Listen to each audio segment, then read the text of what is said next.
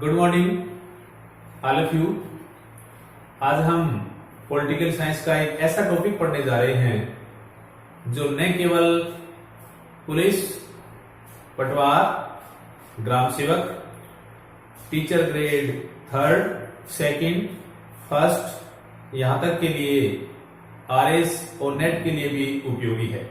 ऐसा टॉपिक जो आपके लिए हमेशा आपके सिलेबस में रहेगा। जब भी आपके पॉलिटिक्स सिलेबस में लगेगी तो ये टॉपिक अवश्य ही लगेगा। इसलिए अगर मेरे वीडियो अगर आप सारे चाहते हो, सुनना चाहते हो, तो आज ही अपने चैनल को सब्सक्राइब कीजिए और ज्यादा से ज्यादा शेयर कीजिए और कमेंट कीजिए ताकि आगे से आगे सुधार किया जा सके। हेलो दोस्तों, वक्त एक ऐसी चीज है, अगर वक्त ने आपकी इज्जत की तो वक्त आपकी इज्जत करेगा। अगर आपने वक्त को बर्बाद किया तो वक्त आपको अवश्य ही बर्बाद कर देगा। अगर एक साल की कीमत पूछनी है तो उससे पूछिए जिन्होंने अपनी क्लास में एक साल गंवा दिया अर्थात फेल हो गया। एक महीने की कीमत पूछनी है तो उससे पूछिए जिसकी इस महीने की सैलरी नहीं आई है। एक हफ्ते की कीमत पूछनी है तो उससे पूछिए जिसने एक हफ्ता हॉस्पिटल में बिताया हो। एक घंटे की कीमत पूछनी है तो उससे पूछिए जिसने 1 घंटे किसी का इंतजार किया हो। एक मिनट की कीमत पूछनी है तो उससे पूछिए जिसकी गाड़ी निकल चुकी हो। और 1 सेकंड की कीमत पूछनी है तो उससे पूछिए जो दुर्घटना से बाल बाल बचा हो। इसलिए समय की अवश्य ही कीमत, अब समय की अवश्य ही तहकीकात कीजिए, समय को ज्यादा से ज्यादा काम में लीजिए। कहते हैं कुछ लोग वक्त के सांचों में डल जाते हैं, कुछ लोग वक्त के सांचों में डल जाते हैं, कुछ लोग वक्त को सांचों में ढाल लेते हैं।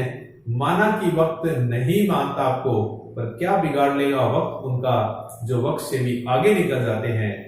ऐसे ही वक्त से आगे निकलने वाले बनिए। अपने आप को किसी भी क्षेत्र में कम नहीं मानना है। कहते हैं तूफान कितना भी हो हाथ उठाए रखना, तूफान कितना भी हो हाथ उठाए रखना, दलदल कितना भी हो पैर जमाए रखना। कौन कहता है छलनी में पानी नहीं रुकता, बर्फ के जमने तक हाथ लगाए रखना, बर्फ के जमने तक हाथ लगाए रखना। चलो अपने टॉपिक की ओर आते हैं। आज का बड़ा महत्वपूर्ण टॉपिक संविधान, कॉन्स्टिट्यूशन। डीपली एक एक चीज बताएंगे, एक एक चीज आप ध्यान से गौर से सीखिए। सबसे पहले संविधान शब्द क्या है, ये कहां से आया, इसके बारे में चर्चा करते हैं। एक लैटिन भाषा का शब्द है कॉन्स्टिट्यूरे।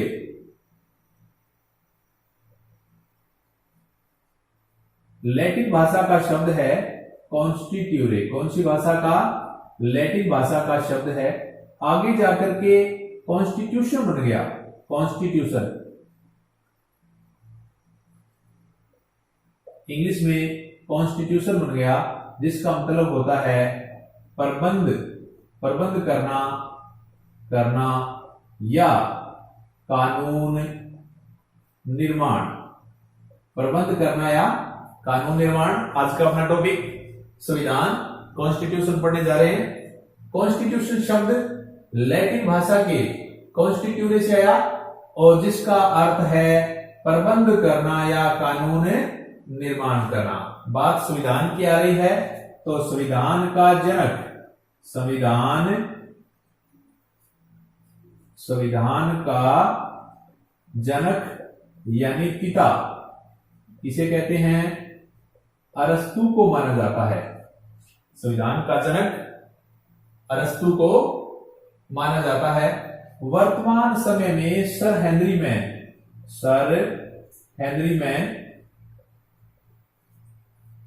मैन जो ब्रिटिश विद्वान है, यूके यानी यूनाइटेड किंगडम, ब्रिटिश विद्वान है, जिन्होंने आधुनिक रूप में इसकी संविधान की व्यवस्थित परिभाषा दी, संविधान को व्यवस्थित किया सर हेनरी मैन ने।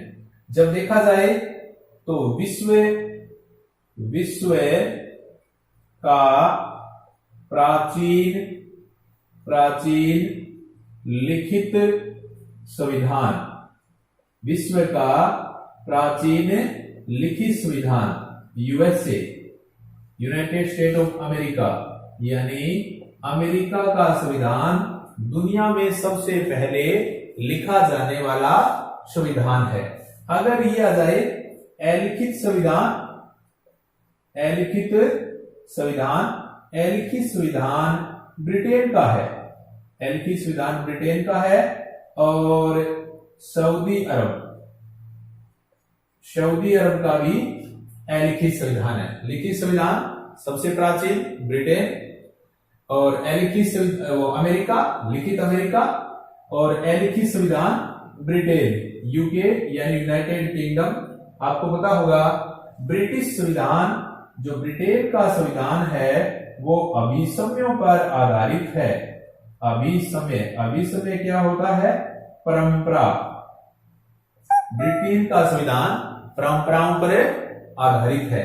अगर देखा जाए विश्व का, पूरी दुनिया का विश्व का बड़ा संविधान किस देश का है? पूरी दुनिया का सबसे बड़ा संविधान, तो आंसर आएगा भारत, यानी 395 अनुच्छेद। दुनिया के किसी भी संविधान में 395 आर्टिकल नहीं है, तो विश्व का सबसे बड़ा संविधान भारत, और सबसे छोटा संविधान,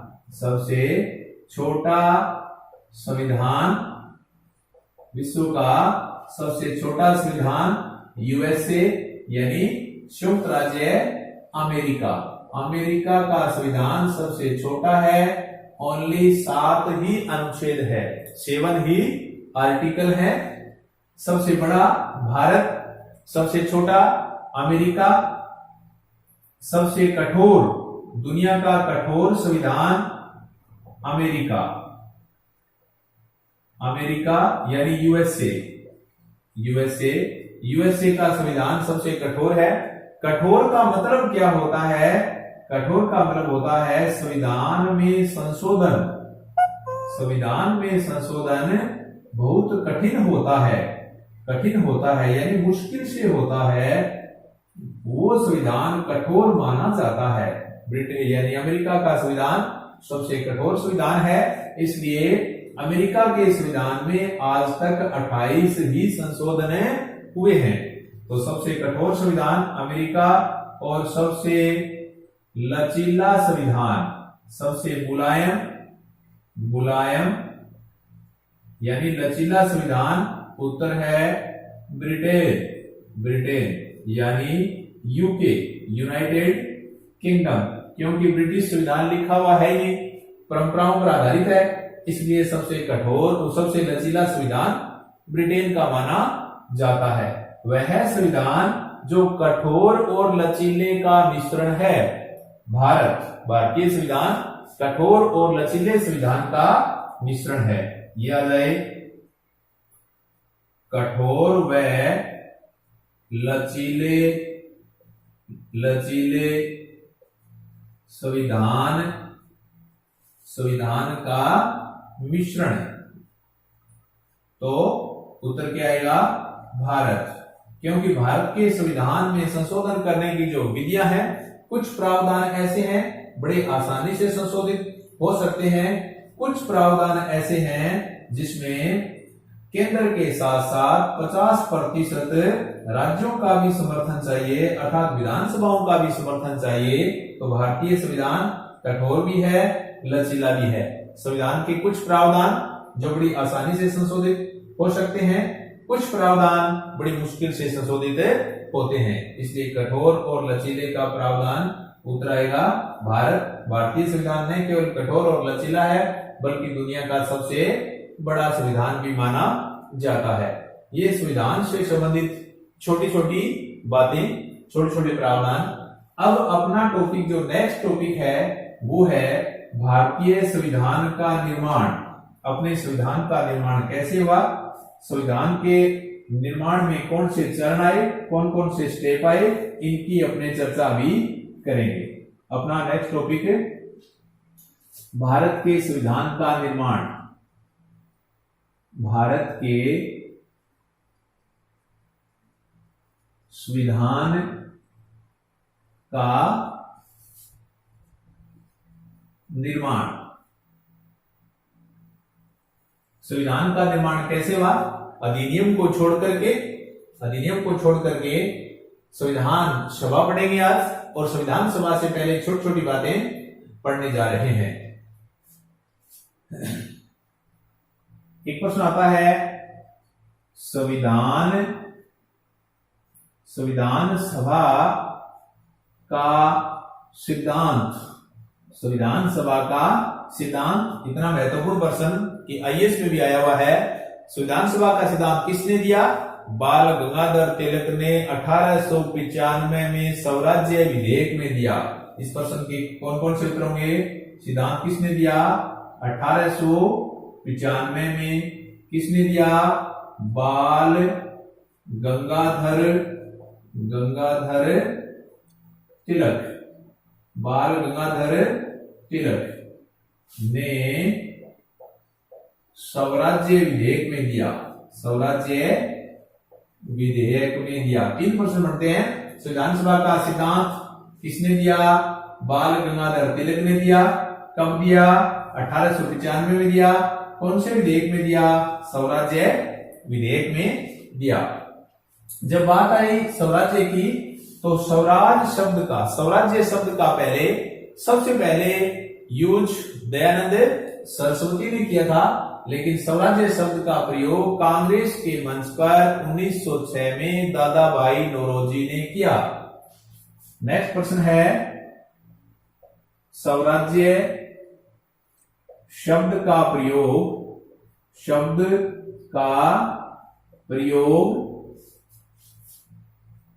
1906 में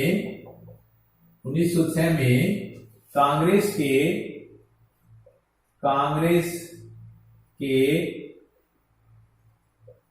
कलकत्ता अधिवेशन, कांग्रेस के कलकत्ता अधिवेशन में किया। यानी कांग्रेस के मंच पर स्वराज शब्द का प्रयोग किसने किया? दादा भाई नौरोजी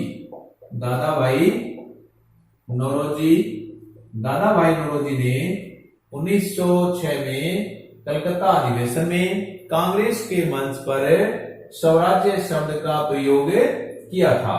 और कांग्रेस ने आए तो सबसे पहले किसने किया? दयानंद सरस्वती ने किया। एक प्रश्न आता है, सभी को पता होता है कि स्वराज्य हमारा जन्म सिद्ध अधिकार है, मैं इसे लेकर रहूंगा, ये नारा किसने दिया? ये नारा बाल गंगाधर तिलक ने दिया। लेकिन जब ये पूछ ले, ये नारा कांग्रेस के किस अधिवेशन में कब दिया था? ये कांग्रेस के लखनऊ अधिवेशन में दिया था। कांग्रेस का लखनऊ अधिवेशन, कांग्रेस का लखनऊ अधिवेशन कब हुआ था? 1916 में बाल गंगाधर तिलक ने क्या नारा दिया? स्वराज्य हमारा जन्मसिद्ध अधिकार है, स्वराज्य हमारा जन्म सिद्ध अधिकार है, मैं इसे लेकर रहूंगा, ये नारा बाल गंगाधर तिलक ने दिया। लेकिन कांग्रेस के लखनऊ अधिवेशन में 1916 में दिया था। जब बात आए कि सबसे पहले संविधान सभा का लक्ष्य या टारगेट किसने निर्धारित किया था? महात्मा गांधी ने 1920 के नागपुर अधिवेशन में, 1920 का नागपुर अधिवेशन 1920 का नागपुर अधिवेशन, महात्मा गांधी ने महात्मा गांधी ने संविधान सभा यानी स्वराज के लिए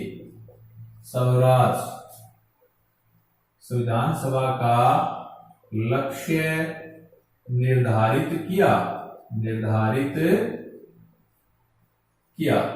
संविधान सभा का सबसे पहले लक्ष्य निर्धारित किसने किया? महात्मा गांधी ने किया। कब किया? कांग्रेस के नागपुर अधिवेशन में। एक प्रश्न ये आता है, बहुत एग्जाम्स में आ गया ये प्रश्न कि सबसे पहले अंग्रेजों के समक्ष भारतीय संविधान के निर्माण की बात किसने और कब कही थी? तो बता दूं, अंग्रेजों के समक्ष सबसे पहले संविधान के निर्माण की बात महात्मा गांधी ने 1922 में कही थी। संविधान के निर्माण की बात 1922 में किसने कही? महात्मा गांधी ने अंग्रेजों के समक्ष मांग रखी कि भारतीयों का संविधान होना चाहिए। इसी बात को 1924 में मोतीलाल नेहरू ने अंग्रेजों के समक्ष 1924 में मांग रखी थी कि भारतीयों का अपना संविधान होना चाहिए। तो सबसे पहले मांग गांधी ने रखी। कब रखी? 1922 में। और मोतीलाल नेहरू ने 1924 में मांग रखी थी। एक प्रश्न ये आता है कि संविधान निर्माण के लिए पहला कदम कौन सा माना जाता है? भारतीय संविधान निर्माण के लिए आधिकारिक रूप से प्रथम कदम किसे माना जाता है? आपने सुना होगा, एक बिल है Commonwealth bill of Commonwealth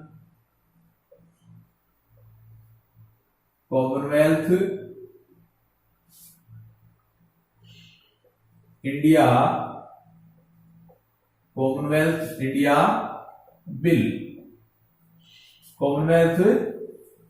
bill. इससे पहले थोड़ा सा बताऊं, एक तेज बहादुर शपरू की अध्यक्षता में 1923-24 में एक समिति बनाई थी। तेज बहादुर शपरू की अध्यक्षता में 1923-24 में एक समिति बनाई। इस समिति ने 1925 में सर्वदलीय सम्मेलन हुआ। सर्वदलीय सम्मेलन जो कहां हुआ? दिल्ली में हुआ। सर्वदलीय सम्मेलन दिल्ली में हुआ। इसमें महात्मा गांधी शामिल थे। महात्मा गांधी इस सम्मेलन में थे। महात्मा गांधी के समक्ष यह प्रथम संविधान निर्माण के लिए कदम, जो कॉमनवेल्थ इंडिया बिल था, जो तेज बहादुर शपरू समिति बनाई गई थी, उसकी अध्यक्षता में 1923-24 में तैयार किया गया। इस कॉमनवेल्थ बिल को जो 1925 में दिल्ली में जो सर्वदलीय सम्मेलन हुआ था, उसमें महात्मा गांधी भी शामिल थे। उसके समक्ष इस बिल को रखा और इसमें संविधान निर्माण के बारे में सैद्धांतिक रूप से, व्यवहारिक रूप से दोनों बातें कही गई थी। इसलिए कहा जाता है कि भारत में संविधान निर्माण का पहला संवैधानिक कदम कॉमनवेल्थ इंडिया बिल माना जाता है। उसके बाद है, नेक्स्ट है नेहरू समिति। बहुत महत्वपूर्ण है नेहरू समिति। एक एक बात पढ़ेंगे इसकी। नेहरू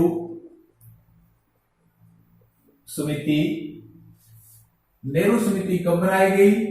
नेहरू समिति 10 अगस्त 1928 में बनाई गई। 10 अगस्त 1928 में बनाई गई। अध्यक्षता किसने की? नेहरू समिति की अध्यक्षता किसने की? पंडित मोतीलाल नेहरू। मोतीलाल नेहरू ने की। नेहरू समिति की अध्यक्षता किसने की? मोतीलाल नेहरू ने की। इसमें सदस्य कितने थे नेहरू समिति में? एक अध्यक्ष प्लस 7 सदस्य, तो कुल कितने हो गए? कुल 8 मेंबर। नेहरू समिति 1928 में बनाई गई। नेहरू समिति का अध्यक्ष कौन था? मोतीलाल नेहरू था। नेहरू समिति में टोटल कितने मेंबर थे? अध्यक्ष जोड़कर 8 थे, लेकिन अध्यक्ष को छोड़कर अगर मेंबर पूछे तो 7 मेंबर थे। अब ये था क्यों बनाई गई? नेहरू समिति का कारण क्या था? उद्देश्य क्या था नेहरू समिति बनाने का? उद्देश्य संविधान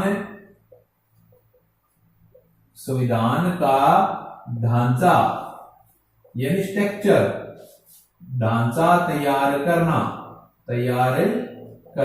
नेहरू समिति संविधान के स्ट्रक्चर तैयार करने के लिए बनाई गई थी।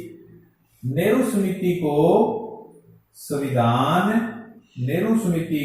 संविधान का ब्लूप्रिंट भी कहते हैं।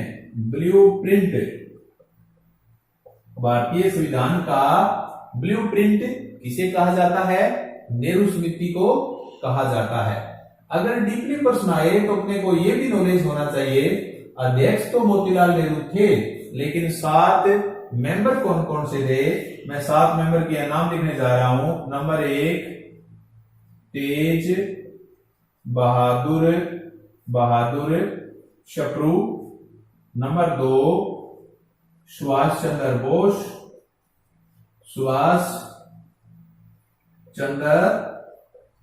बोस। तेज बहादुर शप्रू, सुभाष चंद्र बोस थे। और अली इमाम MS सरदार, चौथे MS सरदार। 5वां मंगल सिंह, 5वीं मंगल। और GS प्रधान। और 7वें शोएब कुरैशी।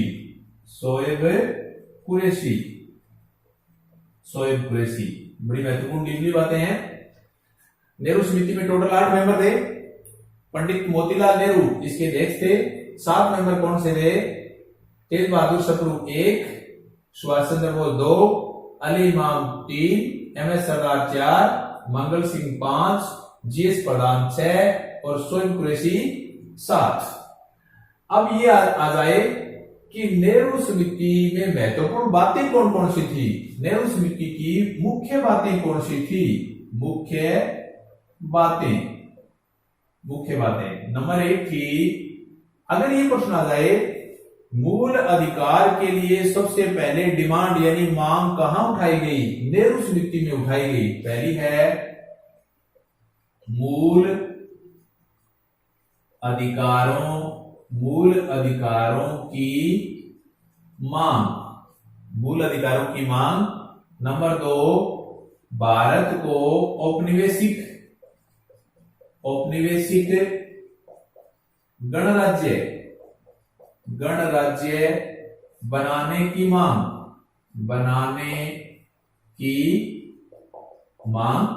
मूल अधिकारों की सबसे पहले मांग यही उठी, औपनिवेशिक गणराज्य बनाने की मांग उठी। नंबर 3 सांप्रदायिक, इससे पहले ये बात हुई थी कि सांप्रदायिक आधार पर निर्वाचन होना चाहिए। जैसे 1909 के अधिनियम में प्रावधान किया गया था कि मुस्लिम के लिए अलग से निर्वाचन, अलग से आरक्षण का प्रावधान, ऐसी बातें 1900 आगे जाके 18 के अधिनियम 1919 के अधिनियम में भी आई। लेकिन ये बातें जब आई, सांप्रदायिक निर्वाचन का विरोध, सांप्रदायिक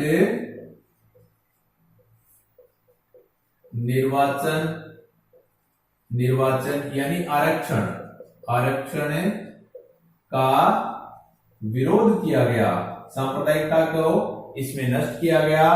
अगर ये आ जाए कि मोहम्मद यानी जो नेहरू समिति है इसका विरोध किसने किया था, तो मोहम्मद अली जिन्ना ने इस समिति का यह कहते हुए विरोध किया कि इसमें पाकिस्तान के निर्माण से संबंधित कोई बातें नहीं थी, इसलिए इसने नेहरू समिति का विरोध किया था। तो ये अपना बड़ा महत्वपूर्ण टॉपिक। नेहरू समिति 1928 में बनी, अध्यक्ष मोतीलाल नेहरू, मेंबर कितने थे 7, टोटल कितने थे 8। क्यों बनाई गई? संविधान का ढांचा तैयार करने हेतु। इसे नेहरू समिति को भारतीय संविधान का ब्लूप्रिंट भी कहा जाता है। मूल अधिकारों की मांग सबसे पहले नेहरू समिति में उठी और औपनिवेशिक गणराज्य बनाने की मांग भी यही उठी, और सांप्रदायिक आधार पर जो निर्वाचन था उसको रद्द कर दिया गया, उसे नहीं माना गया। और जब ये पूछे कि नेहरू समिति का विरोध किसने किया, तो मोहम्मद अली जिन्ना ने नेहरू समिति का विरोध किया था। तो नेहरू समिति का कोई भी प्रश्न आ जाए तो आपको जरूर याद रखना होगा, बहुत महत्वपूर्ण टॉपिक है नेहरू समिति। उसके बाद आता है कांग्रेस का लाहौर अधिवेशन। आपने अवश्य ही पढ़ा होगा कांग्रेस का लाहौर अधिवेशन। कांग्रेस का लाहौर अधिवेशन कब हुआ था? 1929। कांग्रेस का लाहौर अधिवेशन 1929। अध्यक्षता किसने की?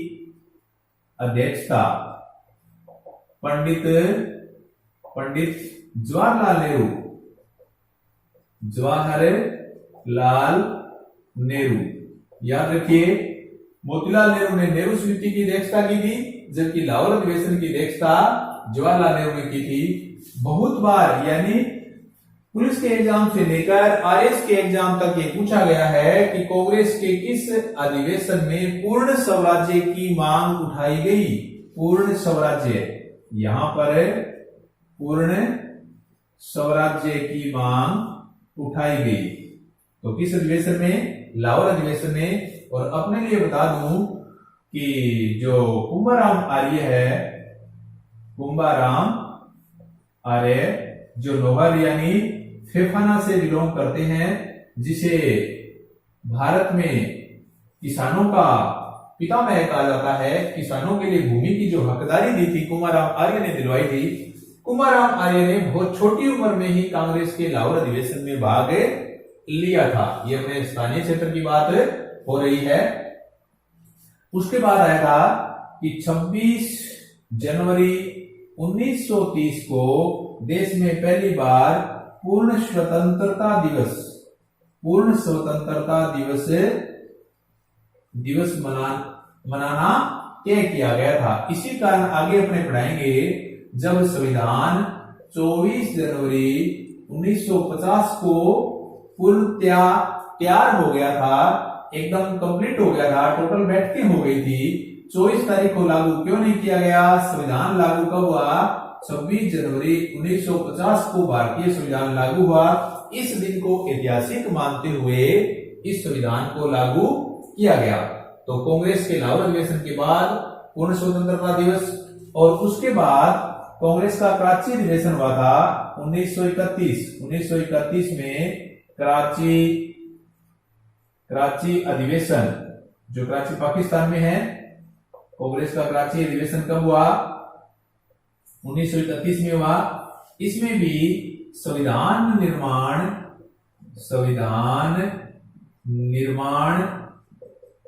निर्माण की मांग उठी। यानी कराची अधिवेशन में भी, कराची अधिवेशन वही है जिनकी अध्यक्षता सरदार पटेल ने की थी। सरदार पटेल ने इस अधिवेशन की अध्यक्षता की थी। उसमें संविधान निर्माण की मांग उठी थी कराची अधिवेशन में। 2 प्रश्न है।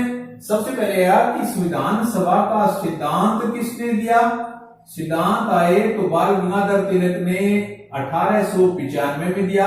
लेकिन नेक्स्ट आईएएस 2007 में भी पूछा गया है कि संविधान सभा का विचार संविधान सभा का विचार सबसे पहले किसने रखा? 1934 में एमएन रॉय, मानवेंद्र नाथ रॉय, एमएन रॉय,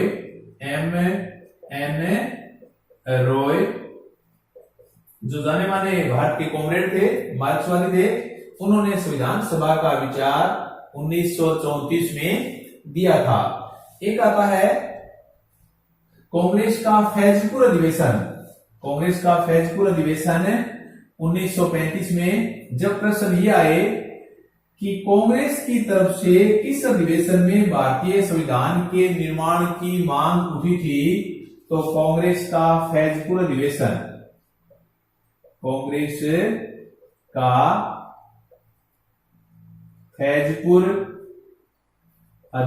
फैजपुर महाराष्ट्र में है।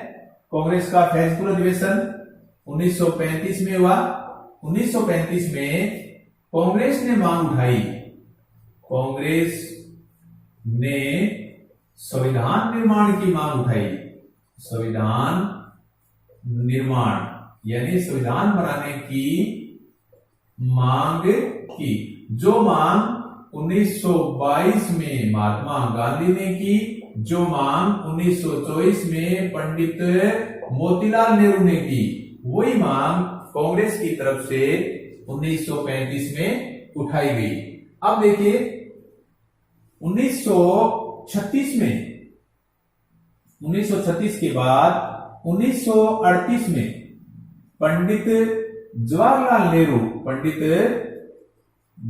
नेहरू ने यह कहा था कि संविधान सभा के सदस्यों का चुनाव वयस्क मताधिकार के आधार पर होना चाहिए। इस क्या कहा कि संविधान सभा जो बनाएंगे, संविधान सभा उनके जो सदस्य है उनका चुनाव वयस्क मताधिकार के आधार पर होना चाहिए। इस बात को अगस्त प्रस्ताव 1940 में स्वीकार किया गया। अगस्त प्रस्ताव 1940 में स्वीकार किया गया। लेकिन एक महत्वपूर्ण बात नोट के रूप में बताने जा रहा हूं, आप जरूर याद रखें कि संविधान सभा के सदस्यों का चुनाव वयस्क मताधिकार के आधार पर नहीं हुआ था। मध्य प्रदेश लोक सेवा आयोग प्री एग्जाम में भी प्रश्न पूछा गया है कि एक ऐसा कि संविधान सभा के सदस्यों का चुनाव वयस्क मताधिकार के आधार पर हुआ। हाँ, नेहरू ने डिमांड की, अगस्त प्रस्ताव में माना, फिर भी संविधान सभा के सदस्यों का चुनाव वयस्क मताधिकार पर नहीं हुआ था। आप जरूर याद रखिए।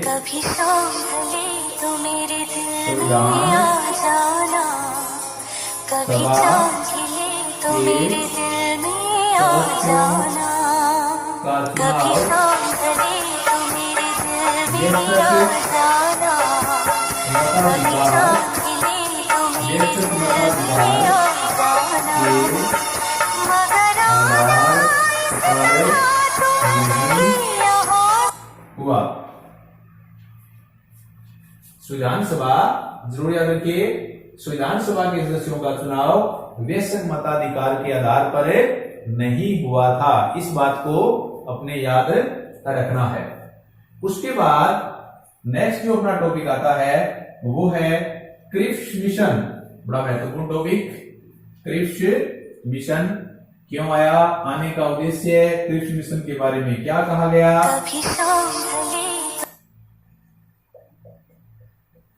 क्रिप्स मिशन 1942 कब आया था। क्रिप्स मिशन ब्रिटिश कैबिनेट के मेंबर स्टैनफोर्ड क्रिप्स की अध्यक्षता में एक मिशन भेजा गया 1942 में। क्यों भेजा गया, उद्देश्य क्या था क्रिप्स मिशन भेजने का उद्देश्य ये था, भारत से सैनिक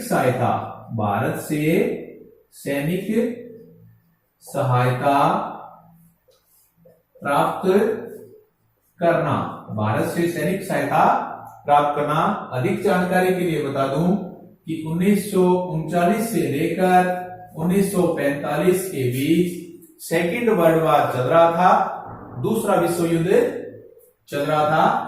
दूसरे विश्व युद्ध में यहां अंग्रेजों की हालत खराब हो गई, ब्रिटिश लोगों की हालत खराब हो गई। ब्रिटिश लोगों को सैनिकों की आवश्यकता थी। सैनिकों की आवश्यकता के लिए ब्रिटिश कैबिनेट के मेंबर स्टैनफोर्ड क्रिप्स की अध्यक्षता में एक आयोग भेजा। उसका उद्देश्य क्या था? भारत से सैनिक सहायता प्राप्त करना। क्रिप्स मिशन ने यह कहा, बाद में सैनिक सहायता के बाद में भारत का संविधान भारतीयों के द्वारा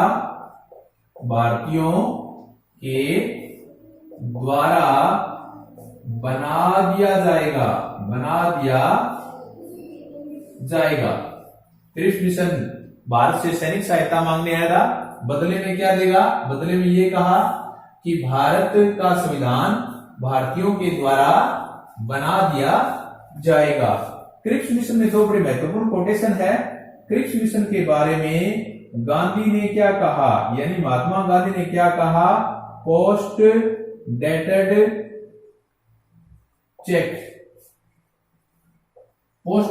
चेक यानी उत्तर तिथि का चेक। ये बात किसने कही? ये बात महात्मा गांधी ने कही। क्रिप्स मिशन को पंडित जवाहरलाल नेहरू ने शैतान का वकील कहा। शैतान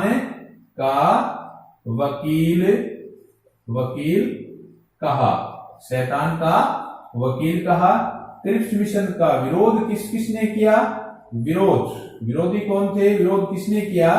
कांग्रेस ने भी विरोध किया और मुस्लिम लीग यानी मोहम्मद अली जिन्ना ने भी इसका विरोध किया था। दोनों ने विरोध किया था क्रिप्स मिशन का। क्रिप्स मिशन 1942 में आया, स्टैनफोर्ड क्रिप्स की अध्यक्षता में ये मिशन आया। क्यों आया? भारत से सैनिक सहायता मांगने आया। बाद में क्या बना देगा? भारत का संविधान भारतीयों के द्वारा बना दिया जाएगा। इसका गांधी ने कहा कि पोस्ट डेटेड चेक के समान है, उत्तर तिथि के बैंक के चेक के समान है। नेहरू ने उसे शैतान का वकील कहा और कांग्रेस और मुस्लिम लीग दोनों ने इस मिशन का विरोध किया था। तो आदरणीय शुद्धिजनों, आपको ये टॉपिक अवश्य ही पसंद आया होगा।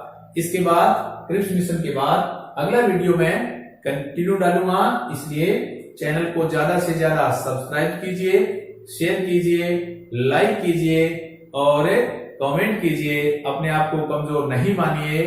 कहते हैं हम भी दरिया है, हमें अपना हुनर मालूम है, जिस तरफ भी जाएंगे रास्ता हो जाएगा। जय Hind. Thank you very much.